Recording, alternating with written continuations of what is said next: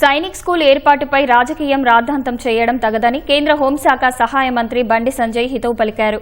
Karimnagar parliament పరిధిలోని హుస్నాబాద్, సిరిసిల్లాలో సైనిక్ స్కూళ్లను ఏర్పాటు చేయాలని గత నెలలోనే రక్షణ శాఖ మంత్రి రాజ్నాథ్ సింగ్ ను కలిసి విజ్ఞప్తి చేసినట్లు చెప్పారు.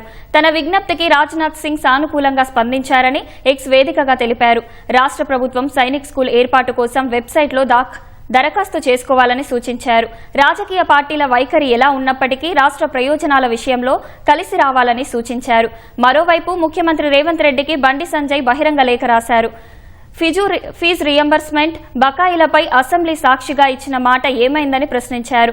ప్రభుత్వ నిర్లక్ష్యం వల్ల 8,000 కోట్ల బకాయిలు పేరుకుపోయాయని విమర్శించారు.